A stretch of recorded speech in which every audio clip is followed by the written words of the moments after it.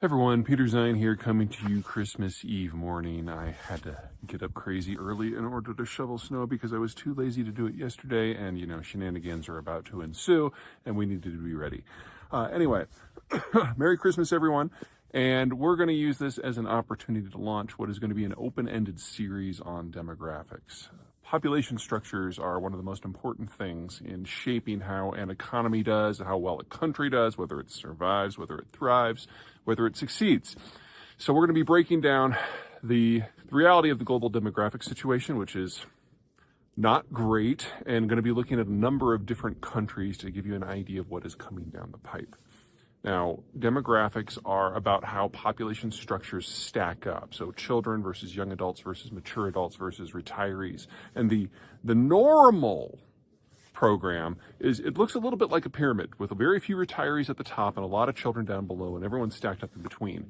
And when you have a normal demographic like that, it's going to be relatively inflationary because all those people who are aged 45 and under, the adults are doing all kinds of consuming. They're raising their kids, they're buying their homes, they're going to college, they're spending, building up their lives. And then, of course, anyone who's under 18 is a net beneficiary of that, and that costs money too, to feed and clothe and educate children. So that is where most of the economic activity in most society comes from, people aged 45 and under. Now, once you get to roughly age 40, 42, 65, the kids are moving out, the house has been paid down, and you're in the process of preparing for your retirement. And so your expenses might not be all that much because usually your last kid leaves by the time you're 50 and your house is paid down by the time you're 55 and you're saving for retirement and your income is the highest it will ever be. And in that sort of environment, you're not consuming very much, but you have, lots of money. And that's a different economic model because you literally have decades of experience behind you. You're a very productive worker, but at the end of the day, you're not buying all that much. So all of that money goes into the system. This is the bond market. This is the stock market. This is international investment. This is what drives the investment side of the consumption and investment equation. And then after you turn 65, you retire. You liquidate all of your savings. You go into very boring investments. And at that point, you kind of retire from the system completely, literally and figuratively. Now that's a normal pyramid, but it's all about the stuff at the bottom that drives it because that's the biggest chunk of the population. Well, what we have seen in the days of industrialization and urbanization, especially after World War II, is child mortality has dropped almost to zero. It used to be that upwards of half of all kids died before age 5. Now it's very, very few at all. At the same time that health has improved, and so people are living longer. And so this pyramid, as the children have survived and people have lived longer, it's opened up and it's become kind of a chimney.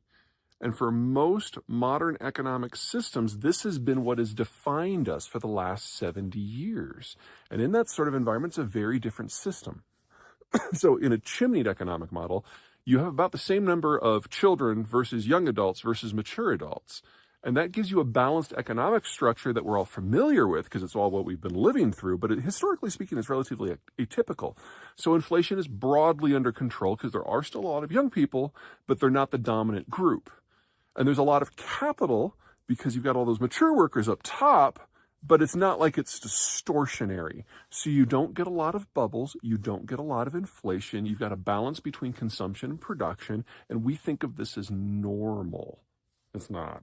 It's just a moment in time because we keep aging. As the birth rate keeps dropping, the bottom starts to narrow. And as lifespans keep expanding, that top gets wider and wider. And eventually we get an inverted pyramid.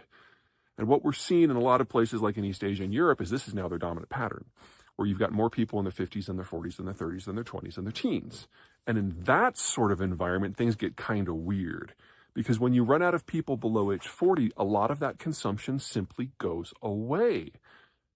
Even worse, you now have a lot of people who are approaching retirement, so they're very capital rich, and that's now your dominant group. So very productive workforce, no hope at all that they could possibly consume everything they build. So when you're in a pyramid, you're in an inflationary system. You probably also have to import a lot because you can't produce everything you consume. But when you're in an inverted pyramid, the consumption goes away, but production's through the roof. You have to be export oriented. And since roughly 2000, this has been the dominant system in Europe and Asia. And it's been part of the reasons why trade relations around the world have gotten worse and worse and worse, because you've got countries that have to export.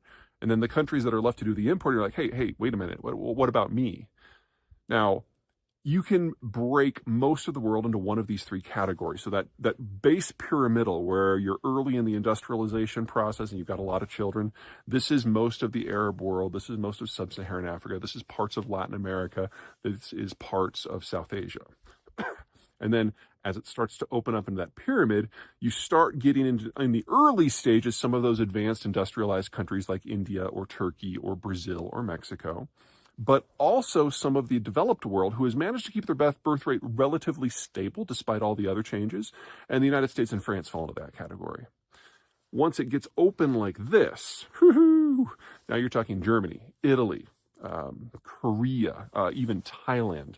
The problem we're going to be facing this decade, because we have always known we were going to get here, the problem this decade is the countries that are like this, it's not like their birth rate has increased. There's no longer enough people to have children.